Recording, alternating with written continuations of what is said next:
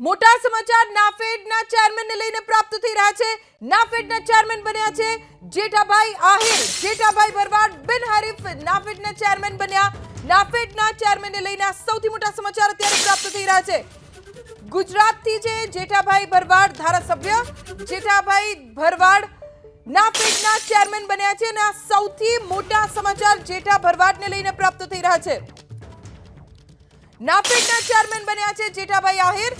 જેઠાભાઈ બિનહરીફ ચૂંટ્યા હોવાની પણ વિગતો પ્રાપ્ત થઈ છે। આજે નાફેડની ચૂંટણી હતી। 21 ડિરેક્ટર્સ કે જેમણે બિનહરીફ નાફેડના ચેરમેન તરીકે જેઠાભાઈ આહિરને ચૂંટ્યા છે। અમારા સંવાદદાતા કલ્પેશ રાવલ જોડાઈ ગયા છે। કલ્પેશ, જેઠાભાઈ આહિર બન્યા છે નાફેડના ચેરમેન, વિગતો શું?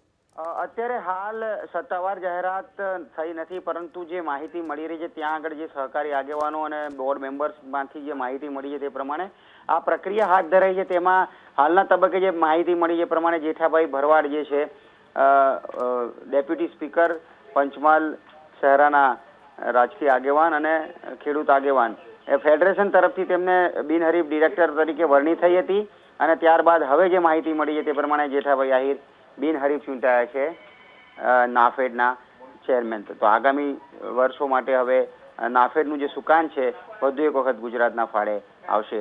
જી આભાર કલ્પેશ જાણકારી આપવા માટે। તો ગુજરાતમાં નાફેડની અગાઉ ડિરેક્ટર્સની 2 બેઠક માટેની ચૂંટણી હતી અને એમાં મોહન કુંડારિયા અને જેઠા ભરવાડ બંને બિનહરીફ વિજેતા થયા હતા અને હવે આજે નાફેડના ચેરમેનની ચૂંટણી જો કે બિનહરીફ જાહેર કરવામાં આવે છે। જેઠાભાઈ આહિરને બિનહરીફ ચૂંટાયા છે। જેઠાભાઈ આહિર પંચમહાલના શહેરાના રાજકીય આગેવાન છે જેઠાભાઈ આહિર અને બિનહરીફ ચૂંટાયા છે તેઓ નાફેડના ચેરમેન તરીકે।